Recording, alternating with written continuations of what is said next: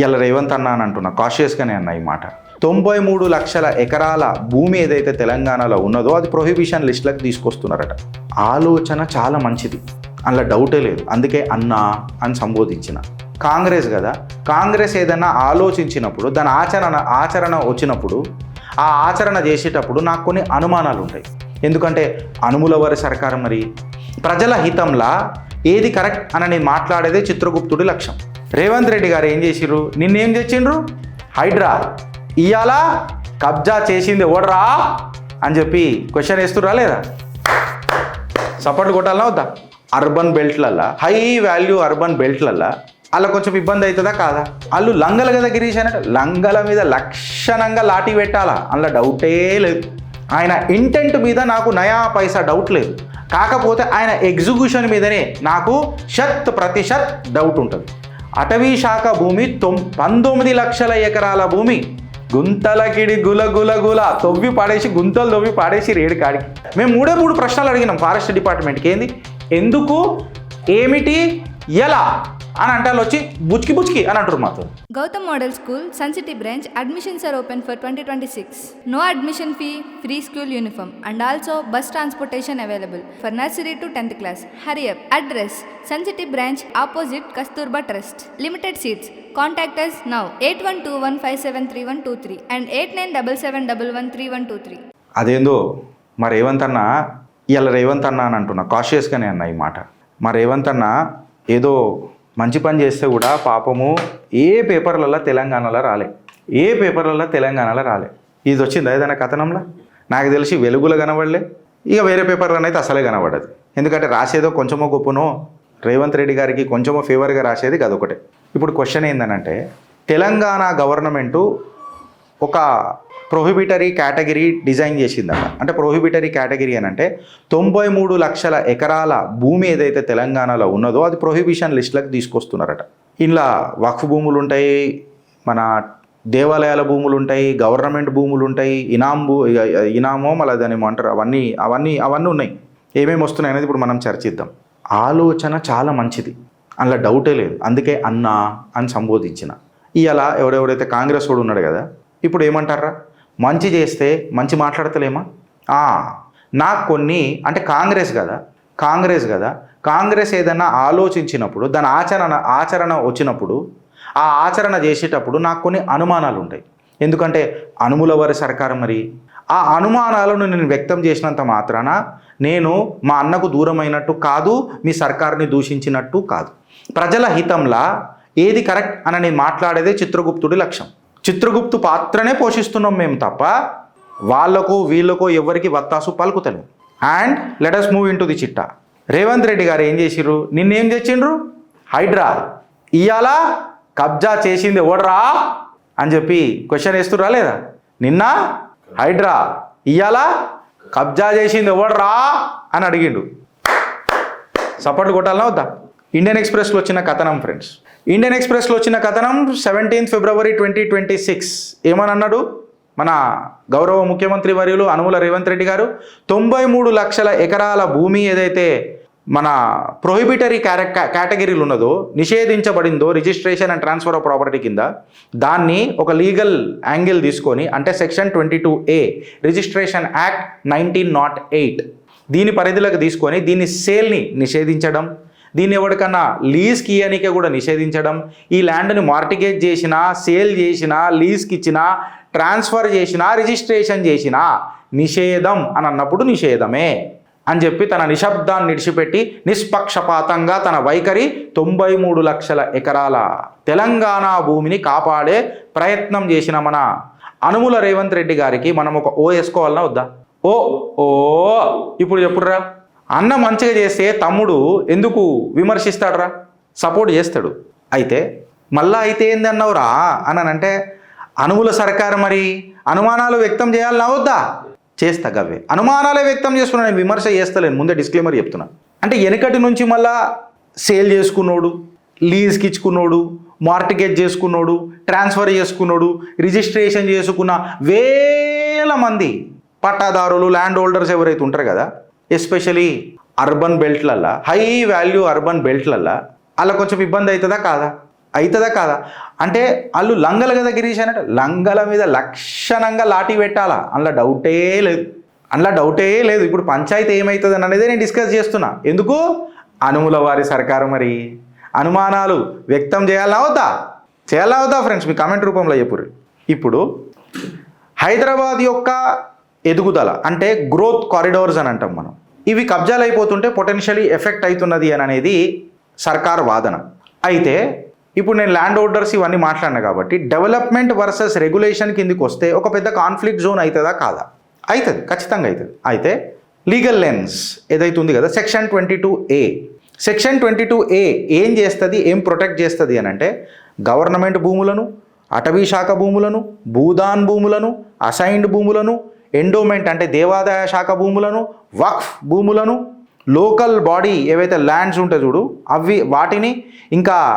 Religious institutions whether it maybe ఏదైనా ఉండండి religious ఇన్స్టిట్యూషన్స్ని వీరన్నిటినీ నువ్వు సేల్ కానీ లీజ్ కానీ మార్టిగేజ్ కానీ ట్రాన్స్ఫర్ కానీ లేకపోతే రిజిస్ట్రేషన్ కానీ చెయ్యకుండా ఇల్లీగల్ ట్రాన్స్ఫర్ చేయకుండా ఆపుతుంది అయితే క్వశ్చన్ ఏంది గిరీష్ మల్లా అని అంటే 93 లక్షల ఎకరాలు మ్యాథమెటికల్గా రేవంత్ రెడ్డి కన్సిస్టెంట్గా ఇంప్లిమెంట్ చేయగలుగుతారా లేదా అని అనేదే నా క్వశ్చన్ అంతే ఇంకేం లేదు ఆయన ఇంటెంట్ మీద నాకు నయా పైసా డౌట్ లేదు కాకపోతే ఆయన ఎగ్జిక్యూషన్ మీదనే నాకు 100% డౌట్ ఉంటుంది కరెక్టా రాంగా నేను చెప్పింది ఆయన ఇంటెంట్ మీద ఎవరికైనా డౌట్ ఉందా అండి కామెంట్ రూపంలో చెప్పుర్రి గౌరవనీయ ముఖ్యమంత్రులకు కూడా మనం సపోర్ట్ చేయాలి కాకపోతే కాంగ్రెస్ పార్టీలో ఆయన నేతృత్వం వహిస్తున్నాడు ముఖ్యమంత్రి ఉన్నాడు కాబట్టి ఎగ్జిక్యూషన్లనే నాకు 100% డౌట్ ఉంటుంది ఇప్పుడు కేటగిరీకి అడుకొద్దాం టెంపుల్ ఎండోమెంట్ దేవాదాయ శాఖ భూములు అని చెప్పి ఎవరు మాట్లాడిరండి గౌరవనీయ ముఖ్యమంత్రి వర్యులే మాట్లాడినరు అసెంబ్లీ సాక్షిగా 90,000 ఎకరాల భూమి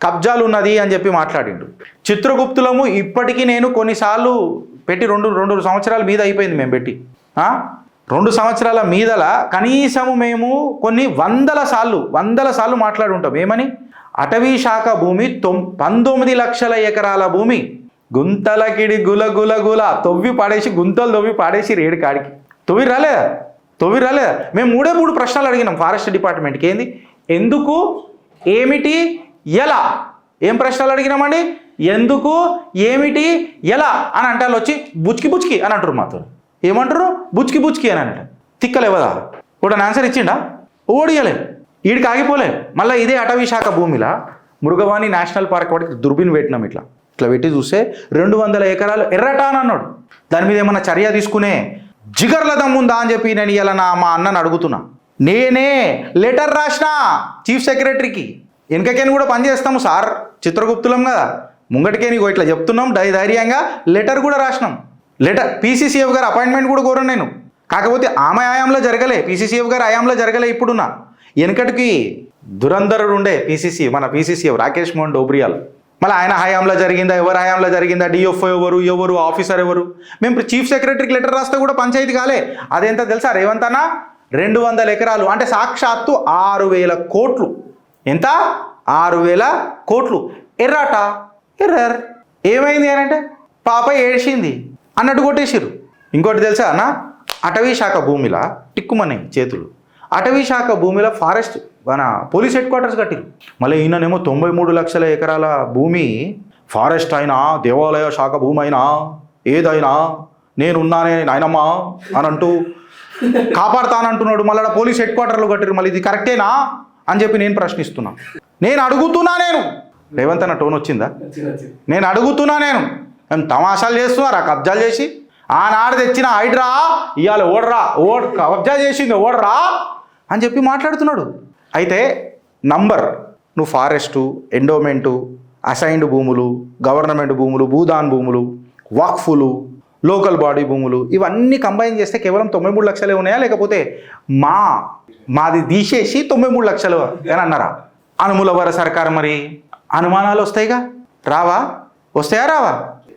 అగర్ నిజంగానే 93 లక్షలు ఎకరాలు సెట్ అయిందనుకో నంబర్ సెట్ అయిందనుకో నాకు ఎంత ప్రేమ అవుతుంది తెలుసా సంక్రాంతికి వస్తున్నాం అని అన్నట్టు కొరికెత్త నిన్ను అని అన్నట్టు నేను కూడా నిజంగా చెప్తున్నా నాకు అంత ప్రేమ వస్తుంది అప్పుడు బట్ ఈ 93 లక్షల ఎకరాలు అనేది పొలిటికల్గా ఎట్లా స్ట్రక్చర్ చేసిర్రు అని అనేది ఒక క్వశ్చన్ ఇక్కడికైనా మొదలవుతుంది డేటా ఇంటిగ్రిటీ ఏంది అడ్మినిస్ట్రేటివ్ గ్యాప్స్ ఏంది అంటే ఇప్పుడు నేనేం అడుగుతున్నా తెలంగాణలో ఎన్నో సర్వే నంబర్లు, భూమి లేకున్నా సర్వే నంబర్లు ఉన్నాయి. అసలు ఆ సర్వే నెంబర్ ఎట్లా వచ్చింది రానంటే కొరికెత్త నేను కొరికెత్త అని వాళ్ళు అంటారు నన్ను. రికార్డ్స్ కరెక్ట్గా ఉన్నాయా? అతుకుల పతుకులు, అదో బ్రహ్మానందం గారిది ఉంటుంది చూడు ఒకటి, ఏంది అది, న్యూస్ పేపర్ వచ్చింది సార్, అయ్యగారు న్యూస్ పేపర్ వచ్చింది, చింపు ఇంకా చిన్నగా చింపు, దాన్ని అతక పెట్టు చదువుకుంటా, అది పెట్టరా బాబు ఇడ పక్కకు, మీరు మెమ్మల్ చేయడానికి కరెక్టర్ కాదు, అది చూసి పెట్టుర్రా నేను, ఫ్లోలో ఎన్నో వస్తాయి. ఆ అతక పెట్టి గట్లు ఉన్నది మన రికార్డులు. భూభారతి కరెక్ట్గా ఉందా? ఇవన్నీ చక్కగా చేయనీకే ఇన్ని రోజులు మనం హనీమూన్ పీరియడ్లు ఉండే కదా, చేసినామా? చేయలే. మళ్ళీ ల్యాండ్ డేటా కరెక్ట్గా లేకపోతే ఇది పొలిటికల్ వెపన్ కదా. అనుములవారి సర్కారు మరి అనుమానాలే వ్యక్తం చేస్తున్నాం సార్. మీ ఇంటెంట్ సీటు కొట్టమంటే కూడా కొడతా, మీ ఇంటెంట్ సూపరు, కానీ మీ ఎగ్జిక్యూషనే నాకు భయం చేస్తుంది. ఎందుకు? నేను దానికి కూడా చెప్తా. ఫస్ట్ మా అన్నకు సపోర్ట్ చేస్తాను, ఎవరేమన్నా నేను మా అన్నకు సపోర్ట్ చేస్తా. ఆయన పబ్లిక్ ల్యాండ్లు కాపాడుతున్నాడు, ఎంక్రోచ్మెంట్లు కబ్జాలు కాపాడుతున్నాడు, ఏదైతే ఫ్రాడ్ జరుగుతుందో దాన్ని కంప్లీట్గా ప్రక్షాళన చేస్తున్నాడు. ఎస్పెషలీ అర్బన్ హైదరాబాద్లో ఇన్స్టిట్యూషనల్ ల్యాండ్స్ ఏవేవైతే ఉన్నాయో అవన్నీ తీసుకొస్తున్నాడు, అంటే మళ్ళా సెట్ చేస్తున్నాడు. ఇప్పుడు ఇక్కడ దాకా నేను రేవంత్ అన్న ఫేవర్గా మాట్లాడినా, ఇప్పుడు మా రేవంత్ అన్నని కవర్ చేసి మాట్లాడతా. అంటే డౌట్లుగా అంటే పక్కకు పెట్టేసిరు ఏమన్నా ఫ్రిడ్జ్లా కోల్డ్ స్టోరేజ్లలో ఏమన్నా ల్యాండ్లు, ఎందుకంటే మాకు కరెక్ట్గా తెలియదు కదా ఏడేడు ఎన్ని, ఫస్ట్ అది ఇవ్వాలి. అంటే ఇప్పుడు ఇది పక్కకు పెట్టేయగానే ఏమవుతుంది, రీనెగోషియేట్ అవుతుంది ల్యాండ్ కంట్రోల్ ఈకో సిస్టమ్ అనేది. ఎందుకు? టార్గెట్ స్పెసిఫిక్ ఓనర్షిప్ క్లస్టర్స్ ఏవైతే ఉంటాయి చూడు, మాకు దొరికినాయి అనగానే వాడు ఏం చేస్తాడు, వాడు భూమిని కాపాడుకోనికే, నా భూమి అంతా తొక్కి పాడు చేసినావు బ్రదర్ నువ్వు అని అంటే అనా అట్లా కాదే అనా అడ్మినిస్ట్రేటివ్ లీవరేజ్ దొరుకుతుంది. నాకు ఇంకొక పెద్ద డౌట్ ఉంది, ఇలా ఛత్రపతి మహారాజ్ జయంతి మరి నాకు డౌట్లు వస్తాయి. ఇప్పుడు మొన్నటిదాకా 20% ఆర్ 30% ఆఫ్ ది వక్ఫ్ భూములే జెన్యూను, మిగతాదంతా మీరు ఖర్చు వేసి మాదే అని అంటే మేము చుట్టూ తిరిగినాము. మళ్ళీ 70 నుంచి 80% ఆఫ్ ది భూములు మీరు గుంజుకున్నారు ఇట్లా అని అన్నట్టు. మళ్ళా ఈ భూములు అన్నీ ఇల్లీగలే కదా. సుప్రీంకోర్టు ఏమన్నది, నువ్వు ఇది ప్రూవ్ చేయాలి, ఓనర్స్ ఆఫ్ రెస్పాన్సిబిలిటీ వక్ఫ్ మీద ఉన్నది అని చెప్పి సుప్రీంకోర్టు మొన్ననే మనం డిస్కస్ చేసినాం కదా చిత్రగుప్తులా. ఇప్పుడు ఈ ప్రొహిబిటరీ లిస్ట్లో ఆడ వక్ఫ్ కర్చీఫ్ వేయంగానే గవర్నమెంట్కి ఆస్కారం ఏమున్నది, డైరెక్ట్గా అన్ని వక్ఫ్ భూములు అని చెప్పేస్తుంది గవర్నమెంట్, రిజిస్ట్రేషన్ ఆగిపోతుంది. కరెక్టా రాంగా?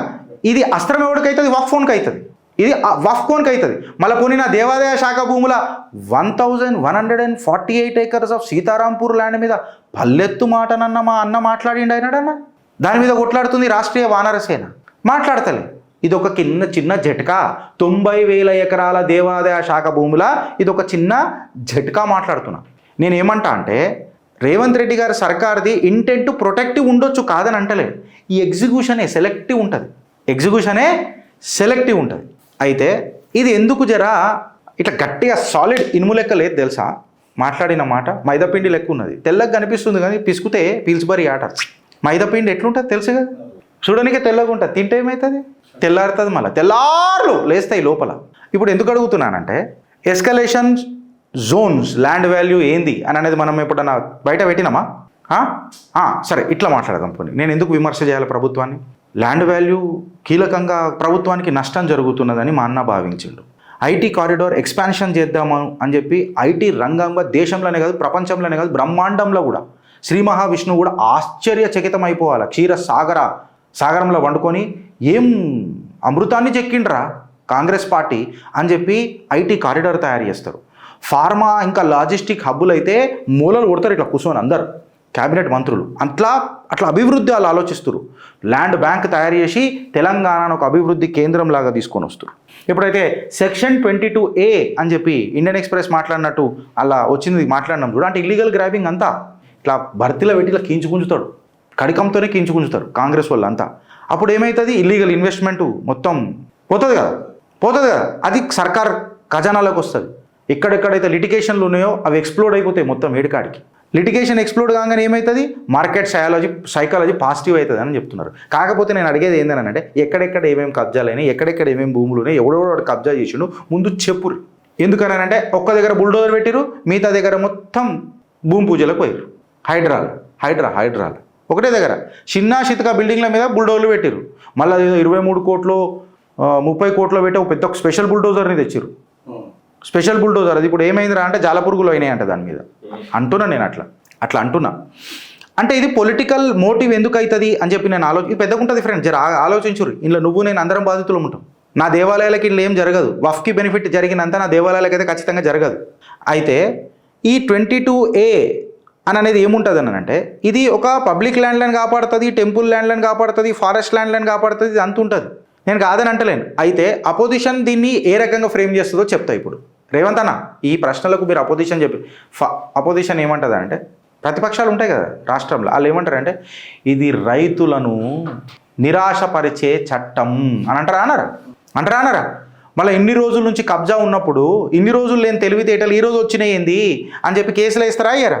అర్బన్ మిడిల్ క్లాసు ఎవడెవడైతే అపార్ట్మెంట్లు కొనుక్కున్నాడో వాడు అంత ఇప్పుడు ఏమైంది, గిలిగిలియే అని చెప్పి కూర్చోవాలాడు. అంటే పర్సెప్షన్ బ్యాటిల్ ఏదైతుంది చూడు, అభిప్రాయ భావన అని అనేది మీ పాలసీ రియాలిటీ కంటే చాలా పెద్దగా ఉంది రేవంత్ అన్న. మళ్ళీ దాని మీద మీరు ఏం మాట్లాడతారు అనేది చెప్పాలా. ఇప్పుడు పబ్లిక్ ఇంట్రెస్ట్లో నేను మాట్లాడితే నువ్వేమన్నా ల్యాండ్ ఆడిట్ ఇప్పటిదాకా చేసినావా ట్రాన్స్పరెంట్గా నాకు చూపెట్టడానికి అనుమానాలు. ఇప్పటిదాకా నేనేమంటున్నా, ఇండిపెండెంట్ జియోస్పాటియల్ వెరిఫికేషన్స్ ఏమైనా చేసినామా? జియో ట్యాగింగ్ ఏమైనా, ఫారెస్ట్ వాళ్ళు ఇప్పటిదాకా జియో ట్యాగింగ్ చేయలే. ఫారెస్ట్ దేవాలయ భూములకు జియో ట్యాగింగ్ చేసినావా? చేయలే. సరే, ఫస్ట్ గ్రివెన్స్ రిడ్రెసల్ మెకానిజం, ప్రజావాణిలో వచ్చిన పత్రాలను చూసి గ్రివెన్స్ రిడ్రెసల్ మెకానిజం ఏమైనా చేసినావా? లేకపోతే ప్రజావాణిలో చూసి అమ్మా ఇది ప్రభుత్వ భూమి అని చెప్పి ఆడికనే ఈ డేటా తీసుకొని వచ్చి మమ్మల్ని ప్రజల మీద నూపుతున్నావా అనే ప్రశ్నలు వస్తాయి. బిఫోర్ ఎన్ఫోర్స్మెంట్ ఎస్. ఇప్పుడు రిఫార్మ్ క్రెడిబుల్ ఉందనుకో, సీటు కొడుతాం, డౌటే లేదు. మా అన్నాన్ని భుజంలో ఎక్కించుకుంటాం, నెక్స్ట్ టైం కూడా మీరే ముఖ్యమంత్రి, అలా డౌటే లేదు. నేనే వత్తాసు పలుకుతాను, డన్. ఎందుకంటే 93 లక్షల ఎకరాలు సపోజ్ చేయలేదనుకో, ఇది రేవంత్ అన్న చేసిన పొలిటికల్ ఇంజనీరింగ్ డైవర్షన్ టాక్టిక్స్. ఎందుకు అని అంటే ఇన్కంప్లీట్ రికార్డులు, పొలిటికల్ లీవరేజే కనబడుతున్నది నాకు కంప్లీట్గా సినారియోలో చెప్పాలనంటే. ఎందుకు అని అంటే ఇప్పటిదాకా జరిగింది అడ్మినిస్ట్రేటివ్ అంబిగ్యూటీయే కనబడుతున్నది. ఈడ నాకు ఈ పత్రాలు తీసుకొని వచ్చి రేపు పొలిటికల్ బార్గెనింగ్ చేస్తే ఏంది, ఎందుకు మాట్లాడుతున్నాయి ఇవన్నీ అంటే, డిస్ట్రిక్ట్ వైజు ఎక్స్టెంట్ ప్రభుత్వ భూములు ఎంత కబ్జా అయినాయని ఏమైనా రికార్డ్ పబ్లిష్ చేసిరా? భువన్ ఇంకా భూభారతి పోర్టల్ని కంప్లీట్గా రికన్సైల్ చేసిరా? డిజిటలీ చేసినరా? చేయలే. Whether this Congress sarkar is ready for an audit at public scrutiny, open audit చేసే దమ్ము ధైర్యం ఉందా ఈ ప్రభుత్వానికి? ప్రజలు అడుగుతున్న ప్రశ్నలు. ట్రాన్స్పరెన్సీ అనేది మీ కాన్స్పిరసీని కిల్ చేస్తుంది రేవంత్ అన్న. సో ఈ ట్రాన్స్పరెన్సీ తీసుకురాగలుగుతారా? కోర్ క్వశ్చన్, లీగల్ యాంగిల్గా సెక్షన్ 22 అని అన్నారు కదా, ఇప్పుడు కోర్ క్వశ్చన్ అడుగుతున్నా. మీరు ఫారెస్ట్, టెంపుల్, గవర్నమెంట్ అసైన్డ్, వక్ఫ్, భూదాను, బ్రెత్లెస్ చెప్పిన బ్రెత్లెస్ మాట్లాడినాక నాకు డౌట్ ఏమొస్తుంది అని అంటే, ఇదంతా కలిపితే 93 లక్షల ఎకరాలు అని అన్నారు. మళ్ళీ ఈ 93 లక్షల ఎకరాలు అనేది కంప్లీట్గా మ్యాథమెటికలీ కరెక్టేనా? ఎందుకు ఇదంతా నేను మాట్లాడుతున్నానంటే, ఇలా మాకు డేటా ట్రాన్స్పరెన్సీ కావాలి. మాకు కావాల్సింది కంప్లీట్గా జెన్యూన్ ల్యాండ్ హోల్డర్లు, మళ్ళీ వాళ్ళకి ఇబ్బంది కలగదు కదా. నేను ఇంకొకటి కూడా ఏమడుగుతున్నానంటే, మళ్ళీ దీన్ని మిస్యూజ్ చేస్తే దాని మీద అధికారుల మీద ఎట్లా యాక్షన్ తీసుకుంటారు అని అనేది ఒక క్వశ్చన్ కూడా ఉంది నాకు. అధికారుల మీద ఎట్లా క్వశ్చన్ తీసుకుంటారు అని ఒకటి ఉన్నది. అధికారుల మీద క్వశ్చన్ నేను ఎందుకు అడుగుతున్నానంటే, ఒక చిన్న తత్వం ఏందనంటే, ఇప్పుడు క్లియర్ కట్గా చెప్తున్నా. నేను ఒక క్వశ్చన్ అడుగుతున్నా. మన ఆఫీసర్ చేతికి డైరెక్ట్గా ఇది మనం తర్వాత మాట్లాడదాం. వీళ్ళు ఏం దీనికి ఆన్సర్ ఇవ్వను, ఫస్ట్ మనం అడిగిన దానికి ఆన్సర్ ఇవ్వను, మనం దీని మీద తర్వాత మాట్లాడదాం. నా నెక్స్ట్ క్వశ్చన్ ఉండే మింగేసుకుంటున్నా, ఎందుకంటే వీళ్ళకి మళ్ళీ దొరకదు కదా. కరెక్టా రాంగా ముందే చెప్పేసినాం అనుకో, మళ్ళీ నా ఛానల్ ఎట్లా నడపాలా, విమర్శ కూడా చేయడానికి నాకు కాంగ్రెస్ ఉండాలి కదా. కాంగ్రెస్ బతుకుండాలా. వెనకటికి మోదీ గారు అన్నారు చూడు, మన్రేగా నేను కాంగ్రెస్ చేసిన హీన చరిత్ర నేను రోజు ప్రజలకు చేపిస్తా, అందుకే మన్రేగా పెడతానన్న. అందుకే కొన్ని క్వశ్చన్స్ ఉంటాయి నేను మింగేసిన, కానీ రేపు పేరుగా నేను అవి మీరు ఏదైనా పాలసీ తెచ్చినప్పుడే నేను మాట్లాడతాను. ఇప్పుడు నేను ఏం అడుగుతున్నానంటే, మళ్ళీ నేను ఈ ప్రశ్నలకు వేసిందంతా ఎగ్జిక్యూషన్లోనే మిమ్మల్ని క్వశ్చన్ చేసిన, ఇంటెంట్లకు కాదు. సో ఇది ఎట్లా ఎగ్జిక్యూట్ చేస్తారో మీరు చెప్పాలని, సెలవియాలని కోరుకుంటూ, ఎందుకు, ఏమిటి, ఎలా, దయచేసి బుచ్కి వద్దు సార్, మాకు బుచ్కి వద్దు సార్. మేము మాట్లాడింది ఏమన్నా తప్ప ఫ్రెండ్స్? మీకు నచ్చితే ఇది నలుగురికి షేర్ చేయండి. ఇది మీ జీవితాలు. మీకు ఎక్కడనో ఒక దగ్గర భూమి ఉంటుంది, ఎక్కడనో ఒక దగ్గర అపార్ట్మెంట్ ఉంటుంది, అది గవర్నమెంట్ ల్యాండ్లో. ఇప్పుడు ప్రభుత్వం అంటే మళ్ళీ మొన్నటిదాకా ఇచ్చిన అధికారి ఎవడు, వాడికి ఏం శిక్ష చేయాలా, ఆ ఆస్తులు జప్తు చేయాలా, ఇవన్నీ క్వశ్చన్స్ అడగాల మీరు. మీ కష్టార్జితంని వృధా కానియొద్దు. అదే చిత్రగుప్త ఇంటెంట్. భారత్ మాతాకి జై.